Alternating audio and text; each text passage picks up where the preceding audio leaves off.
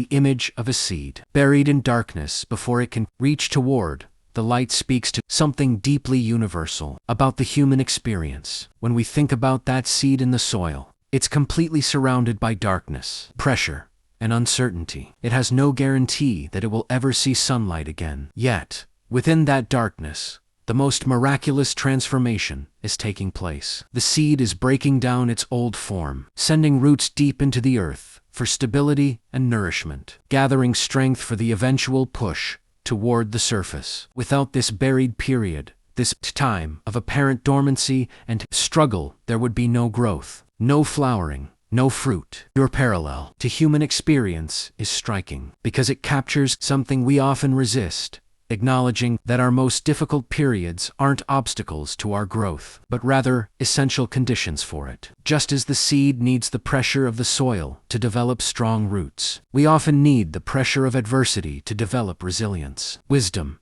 and depth of character. The trials, you mention those storms, we must weather, serve a similar purpose to the darkness surrounding the seed. They strip away what is superficial, force us to dig deeper into our own resources, and ultimately reveal strengths we never knew we possessed. Think about the people you most admire. I'd wager that many of them have stories marked not by ease and comfort, but by challenges they've faced and overcome. Their wisdom wasn't gained in sunshine alone, but forged in the crucible of difficulty. This is about the rainbow losing its wonder without storms is particularly insightful. A rainbow is literally impossible without the storm it requires, both rain and sunlight, darkness and light, to create that arc of breathtaking beauty across the sky. If we lived in a world of perpetual sunshine, we would never witness this natural wonder. The contrast is essential. The storm doesn't diminish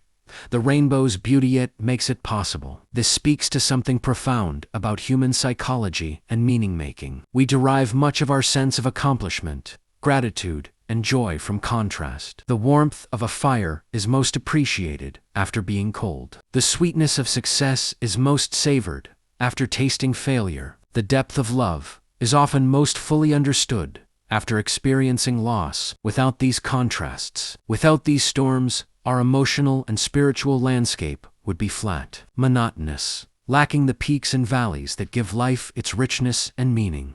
The buried period serves another crucial function.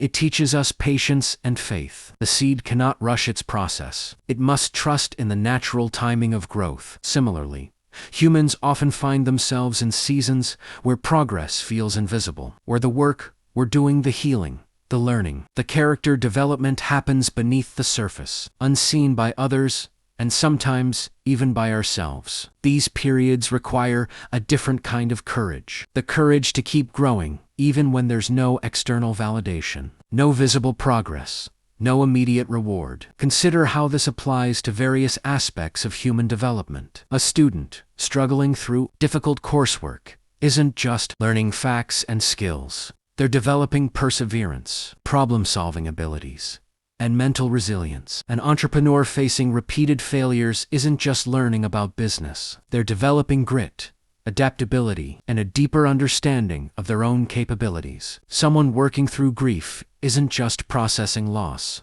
They're developing empathy, emotional depth, and a more nuanced understanding of what truly matters in life. The metaphor also suggests that our buried periods are not punishments or signs that we're on the wrong path, but rather necessary phases of development. Just as we wouldn't dig up a seed every day to check on its progress, which would actually harm its growth, we need to resist the urge to constantly evaluate our progress during difficult times. Sometimes the most important work happens in the darkness, in the quiet, in the spaces between our conscious efforts. This insight touches on the interconnectedness of struggle and beauty, difficulty and growth. The Japanese have a concept called wabi, which finds beauty in imperfection and similarly, the Japanese art of kintsugi repairs broken pottery with gold, making the cracks part of the object's beauty rather than something to hide. These philosophies recognize that our breaks,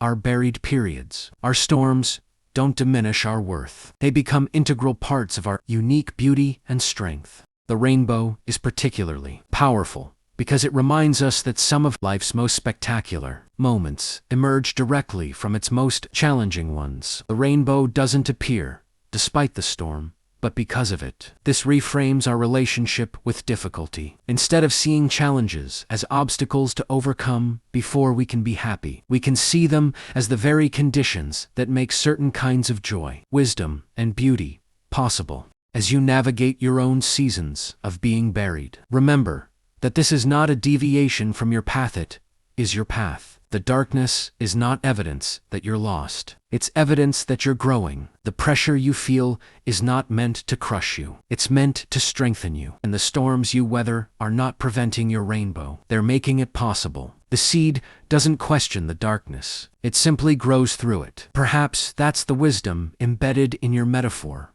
To trust the process, to find meaning in the struggle, and to remember that our most beautiful moments often emerge not from ease, but from the courage to keep growing, even when we can't yet see the light. Do not forget to like, subscribe, and hit the notification bell to be updated for more inspiring content. You can also leave a comment and share the video so that we could reach and inspire more people. Thank you, and to God be all the glory.